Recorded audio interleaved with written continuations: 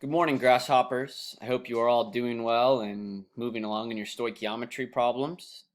We are now going to get to the real meat of the chapter. So we've done some basic mole to mole calculations, and you guys have seen we can now also go from moles to grams or grams to moles. These next 2 days really are going to be where a lot of the problem solving skills in our chapter are. So what you'll be doing in these problems is more real life related, and it's when we're going to go from mass to mass. So let's do a practice problem here.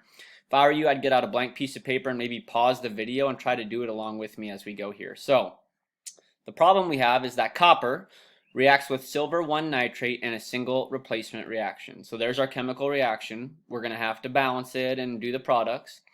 If 89.5 grams of silver is produced, how many grams of copper reacted? So again, this is kind of one of those things where if I made 89 cookies, I want to know how much sugar did I have to start out with, that kind of thing. So first step is we always start with our chemical reaction.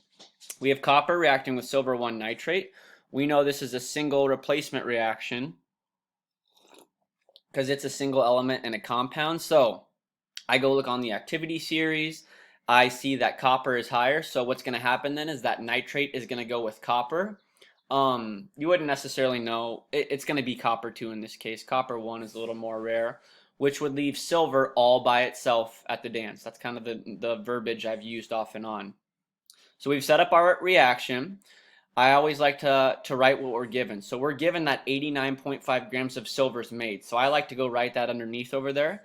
And then I draw my bracket to what I want to get to. And what I want to get to is how many grams of copper reacted. So I'm going to go from silver. I'm going to get to copper. And I want to get to grams there. You can see this as a mass to mass problem. And I remember that the way that I'm going to switch from silver to copper is going to be the mole ratio. And that really is the key, guys. You need to get to moles so we can use the mole ratio to switch. So we have our brackets drawn, and now we rock and roll. I'm going to start with what I'm given. What I'm given is 89.5 grams of silver. That's what I know I ended with. And I know that if I'm going to switch to copper, I need to get it to moles to use my mole ratio. So I tell myself, well, I want to get rid of grams of silver, so I put grams of silver on the bottom. I want to get to moles, so I remember that I can always use my molar mass. Grams of silver will cancel grams of silver, and I know if I look on my periodic table that 1 mole of silver weighs 107.9 grams of silver. So those two things cancel, and now I'm in moles of silver. And the reason why I got to moles was because now I can use my mole ratio, and that's what I set up in this next little step here. I know I need moles of silver on the bottom, and I realize now that I forgot to balance it. I kind of did that on purpose because we'll forget that sometimes. So I go back up, and I know it's not pretty there the way I balanced it, but I would need 2 nitrates here for my 2 nitrates, which would mean I have 2 silvers, which would mean I need 2 silvers on the right.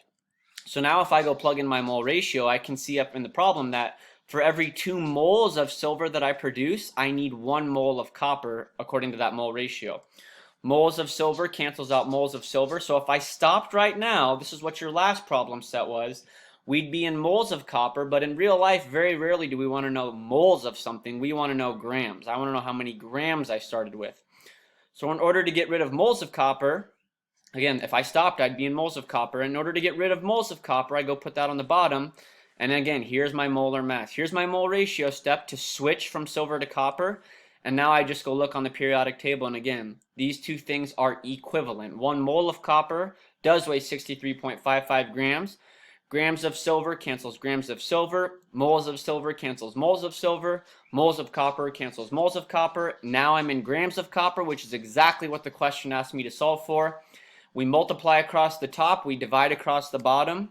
This would mean that I started off with 26.3 grams of copper in order to produce that end amount of silver. These are the mass to mass problems. The things you need to remember, I put the steps right here. Start with your reaction. Think about what they're giving you. Make sure you balance the reaction. Look at the givens, label it underneath, draw your bracket to what you want to get to. Remember to use that mole ratio and then problem solve, and make sure you're just being careful canceling your units. Practice problems, your assignment will take you 2 days just because it's a little bit longer. So do your best.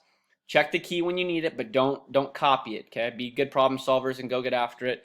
I'm going to continue on with my morning coffee here. You guys have a great day.